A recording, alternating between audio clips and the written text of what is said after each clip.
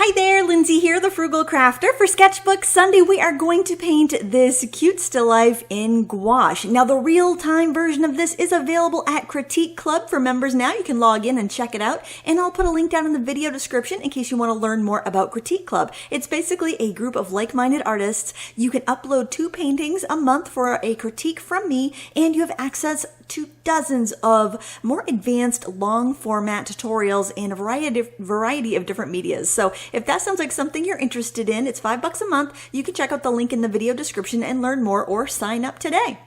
So we're going to start off just by sketching the still life with a pencil, and I'm going pretty dark because I am using, I'm going to be using gouache. So for one, I want you to be able to see it on camera, and for two, I want to make sure that, that I'll be able to see my lines as I paint along. I'm using some very old watercolor paper. It's actually some Strathmore 400 series that I bought probably 20 years ago. And as you can see, I flipped my painting upside down. The reason I did that is so I could check the symmetry on my little sculpture there that's in the center. This painting is a little bit larger than I typically work on YouTube. It is 11 by 15. It's 11 by 15 block. And the reason I wanted to use this paper was because I was concerned that maybe the sizing had gone bad. Sometimes with older paper, with cellulose papers, especially if they've been in a humid environment, you can have an issue with sizing going bad on your paper. And I knew that if I used gouache on this, that it wouldn't be that big of a big deal if my sizing went bad. I knew that the gouache would be fine on it. Now, I'm not sure if you can really see this too well, but there's a little bit of a speckling on the paper. Can you see that? On the in the upper right hand corner? And do you also see that you see shiny spots on some parts of my paper, and other parts of my paper there's no shine? So the parts where the sizing has gone bad, it's basically drunk up that water, and it's not letting the water sit on the top of the surface. And then it's also buckling more because it doesn't have that sizing to keep the water out of the fibers of the paper. So that would be a challenge. If I was going to do transparent watercolor on this paper, it would be a nightmare. It would be such a pain. But because I'm doing gouache, this first layer here, this watered down first layer, is actually going to act kind of like a sizing for me. So if you have some watercolor paper where the sizing's gone bad, go ahead and use it for gouache. Now you can buy watercolor sizing to put on your paper. That's certainly an option if you don't do gouache or pastel, you don't want to use it for something else. I don't know if it's a real money-saving option. I guess if you have really expensive paper, it might be. So feel free to do that. I bet you could experiment with like maybe wallpaper size if that happens. It would certainly be a lot cheaper. You'd get a lot more for your money. So you could give that a try, but I would just use it for a different medium personally, but I have plenty of watercolor paper. So if you don't and you want to rescue it, certainly give that a try. You could also use watercolor ground, but that's going to give you more of a, painting on a gessoed surface. So it just depends on what you want to do. Now, the backdrop of my paper, of my still life, is a piece of linen. And I just wanted to get some of the folds in the linen and also just some of the wrinkles. And I'll go in and put some of the texture in later. This first layer, I basically just want to get a bunch of stuff blocked in. I want to cover the white of the paper, which is weird. If you're used to watercolor, it's like, well, why do you want to do that? You want to keep the white. Not in gouache necessarily. I kind of want to get a coating everywhere on this paper, especially where I know the sizing is off, because I don't want to have areas where my paint's going to drag or it's going to look strange. I don't want to see that speckling, so that's what I'm doing here. Now I'm using a coarse brush to dry brush some of the linen texture onto the background. It's kind of a fun effect. If you find that your paint doesn't want to release off your brush, just like spray your paint with a little water, and that will give you just enough moisture on the bristles. I would avoid dipping that brush in the water because you're going to saturate it and it might not split apart and give you that dry brush effect that you want. If you don't have a brush like I have there, go to the hardware store, buy a chip brush. They're like 40 cents or something. They're extremely affordable, and you can use that for doing that dry brush texture. It's really handy for that. The chip brushes might shed some bristles, so if that happens, wait for your painting to dry and then just brush it off with your fingers. Don't try to go digging for it while the paint's still wet or you'll damage your paper. Okay, so now I'm going in with some white gouache. And I am adding the highlights on the statue here in the center. Basically, I want to kind of flesh it out, and I'm using a very painterly approach.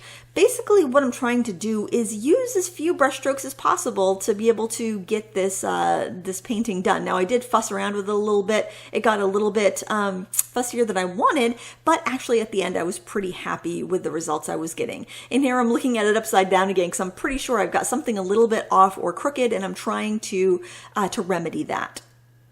Don't be afraid to turn your painting around as you're working so you can be in a better position to put a stroke down on your paper. You can also base coat this whole thing in with white if you want to, and then work your shadows into it. You can reblend into gouache just by going in with a wet brush and a little bit of abrasion technique, or you can layer over pretty well too. So, it's pretty forgiving. And in fact, I think it's a really great medium to go from like drawing to acrylic, or from drawing to gouache, or maybe you're familiar with watercolor, but you'd like to try a more layerable, opaque media. It's a really wonderful media to use because cleanup is real easy. You just got to rinse your brushes and then during the painting session, and then when you're done, give them a wash, but you're not going to damage your painting if your brush dries with paint in it like it will with acrylics or oils.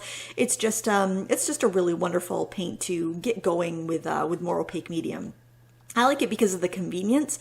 The paint I'm using is actually the Jelly Cup gouache, which I'll be reviewing probably tomorrow on my YouTube channel.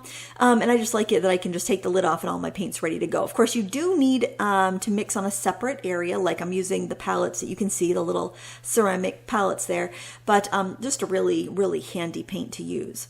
I'm using some Naples Yellow to just kind of warm up the statue and give it a little bit of shading and body, and also blending into some of that gray that I put in there. Now that gray is actually a mixture of burnt umber and ultramarine blue, just like the same mixes you would use in watercolor if that's what you typically use.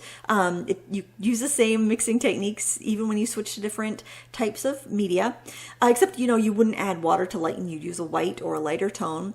And there you can see on the bird how I've layered and blended colors together to get a really full, soft look.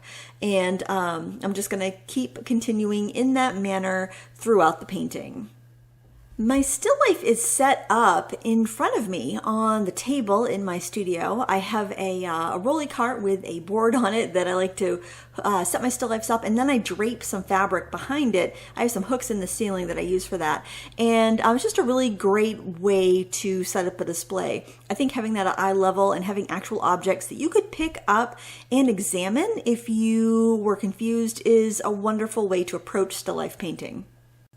This painting took me about 2 hours to complete, and I did take breaks as I was going. That's another tip that I have for you when you are working on a larger painting, is to take a break after a while. Maybe paint for half an hour and then go stretch your legs, go for a little walk, maybe go have a glass of water or a cup of tea, or step outside for a few minutes.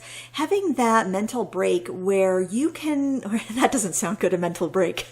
We don't want to have mental breaks. That's why we take a break.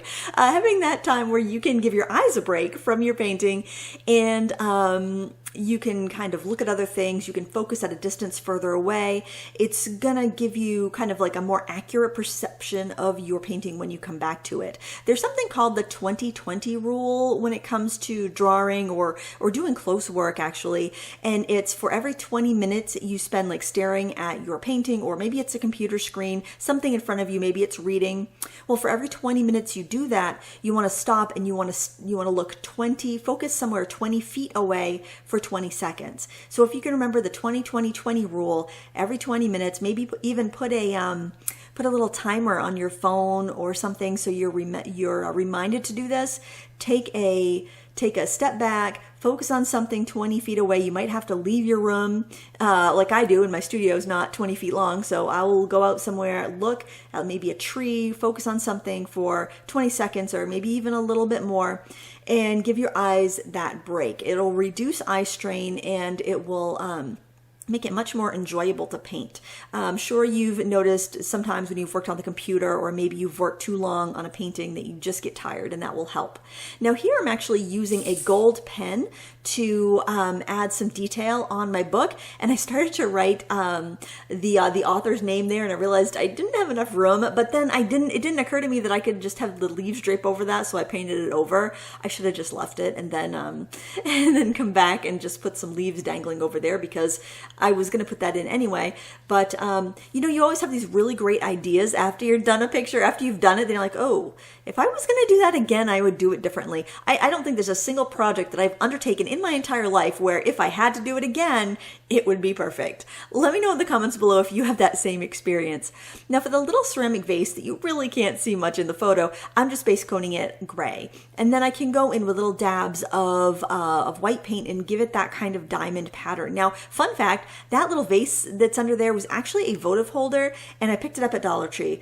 And the little red bulb that's in the arrangement was also from Dollar Tree. So sometimes you can find some really inexpensive still life items at thrift shops, at dollar stores, things like that, things that are interesting. Pick those up and bring them home and paint them. They're not expensive, and maybe you can use them in your decor. Like honestly, these are all from my mantle. I was getting ready to turn over my mantle for the seasons, and I thought, well, why don't I grab these spring and summery type items and set up a still life with them, and might as well, since I'm dismantling the mantle anyway. So look around your home. Maybe it's something you look at every day and you enjoy. Maybe you can use that in your still life. It'll become personal to you, and maybe you'll frame that picture, and maybe you'll put it away for a while, and then you'll find it again when you're moving house, or maybe you're downsizing or something, and you'll remember those objects that you used to have, that you used to enjoy. Or maybe you give the painting to a child or a relative who has spent lovely times at your home, and it's a nice memory. So things like that are really meaningful, and you also learn to know those objects really well because you see them every day, and it makes it extra special, I think. Now when you're highlighting red like I was on that ball, you got to be careful that it doesn't go pink on you. When I was using white on its own, it went pink, so by using a little of that Naples yellow, it warmed up the white enough that it gave me a natural highlight on the red, and it didn't go too pinky. Now over in the flower arrangement, I'm basically just kind of slapping in some color for there's 3 big peony heads there. So I just put that first one in. I know you're not going to see much of it. I just need some texture back there and color. And then for the one that's kind of side facing, I'm using like crimson, coral, and white to get the different variations in the petals. And I'm going to use the same colors for the one in the front. I just love how full and rich that is. I love the color red anyway. That's why I had that on my mantle. It was a really nice silk flower arrangement bouquet that I purchased, and it was expensive. I used a coupon on it, but I think it was like $30 regular. But I was able to get 2 small vases like this of flowers, and it just made such a pretty display with my other elements on my mantle that I kept it up all spring, and even all summer too. So it's nice. If you pay a little bit more for silk flowers, you can get ones that look really nice and they're not going to die on you, which is also really nice. I hate to buy flowers and then have them wilt after a few days. So just keep in mind, if you get kind of muddy, if things get over mixed here at this stage, you can let it dry and go back in and carve out those edges. So just go for texture at this layer, and you can go back in for detail in your next layer. Or if you have too much detail and the lines are too hard, you can go in with a wet brush and just kind of work that paint a little bit. The leaves I'm doing really aren't anything too spectacular, so I think I'm going to leave the photo up for you to see, because I think that's a little more important. I'm not really doing anything too exciting over there. I'm just doing some stroke leaves, and I'm going to have to fuss with them a little bit. I'll probably remove the picture when we get to the detail section. I'm throwing in some kind of like a May green color just to add some highlights, and that's pretty much it. I'm honestly going to be working into those leaves and the flowers with pastel pencil later. Now you could use color pencil as well. The wonderful thing about gouache is that when it dries, you have this beautiful, almost like chalk paint finish that accepts pastel pencil, color pencil beautifully. And the reason I went with pastel is because I didn't want to have a shiny medium on there, and sometimes color pencil will leave a waxy glare, so I didn't want to have a difference in the texture of the colors, so that's why I chose that. And it's kind of a little more apparent on gouache because gouache is more matte than watercolor or than acrylic or anything else like that. I just knew it would contrast a little bit more than I wanted. So I'm base coating the teal ball in with just a really pretty kind of aqua color. And this ball has both of the balls have a nice like relief pattern in it, and the red ball is matte. I think it's plaster. This one has more of a glossy coating to it, and it's got vines and birds on it. So I thought that was really nice to reflect the bird statue. I thought it was a nice kind of repetition in the painting without being repetitive. You know, you want to harmonize, you want to have some repetition. You just don't want to be too repetitive. So I'm just kind of loosely base coating that, or loosely fleshing that in with some of a darker teal color. And now I'm grabbing some watered down white. You want to add water to it, so it's a consistency of, I would say, like half and half coffee creamer, about that, like, you know, thicker than whole milk but not as heavy as like full on cream.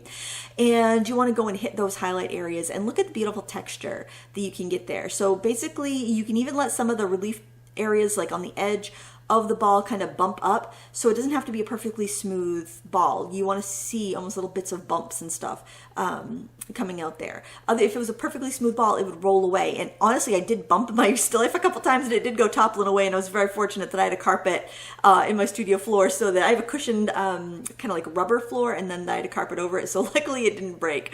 If it was on like a ceramic floor or on the cellar, like the cement and the other parts of the cellar, it might have been a different story. I'm building up some of the color on the red ball as well.